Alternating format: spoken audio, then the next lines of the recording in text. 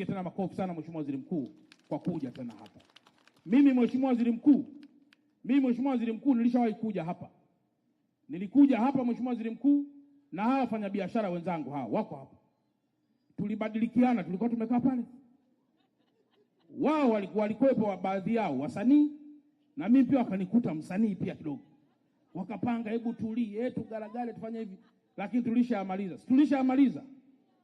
Jamani, tulishamaliza Kwa sababu tulibadilikiana mambo ya kutokufuata utaratibu.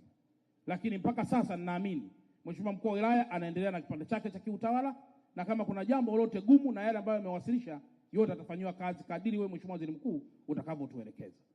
Sasa Mheshimiwa Waziri Mkuu, baada ya kuwa nimetoa taarifa hii fupi kuhusiana na hizi taharuki kubwa 3, ningeliomba sasa nitumie nafasi hii uniruhusu watu wachache Mheshimiwa Waziri Mkuu waweze kuzungumza kabla yako. Mtu wa kwanza ni mwenyekiti wa Chama cha Mapinduzi wa wilaya ya Ubungo. Lakini mtu wa pili ni Mheshimiwa mbunge wa jimbo letu hili la Ubungo. Na mtu wa tatu Mheshimiwa Waziri Mkuu ni waziri wa mambo ya ndani. Na mtu wa mwisho Mheshimiwa Waziri Mkuu atakuwa Profesa Kabudi, ambaye yeye sasa kwa ridhaa yake atakukaribisha wewe ili uweze kuzungumza na Watanzania na kutupatia pole na kuwapa pole na kutupa utaratibu ambao wewe utakuwa umeuchukua ama utakuwa umeuleta kwetu kwa ajili ya utekelezaji. Jamhuri ya Muungano wa Tanzania. Mheshimiwa mwenyekiti wa Chama cha Mapinduzi wa wilaya, kwa salamu fupi sana.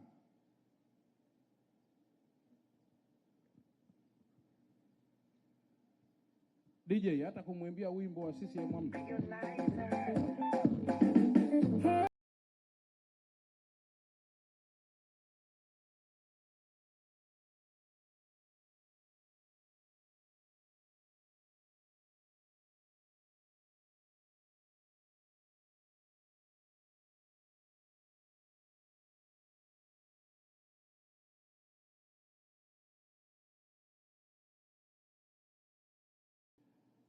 Mheshimiwa Waziri Kabudi, Mheshimiwa Waziri wa mambo ya ndani, Mheshimiwa mbunge wetu na waziri wetu, itifaki imezingatiwa. Mheshimiwa Waziri Mkuu, nipende kuchukua nafasi hii kukushukuru wewe kwa namna ambavyo umekuwa unazunguka Tanzania hii kuhakikisha maisha ya kila Mtanzania yanakwenda ipasavyo. Nipende kusema na kushukuru sana.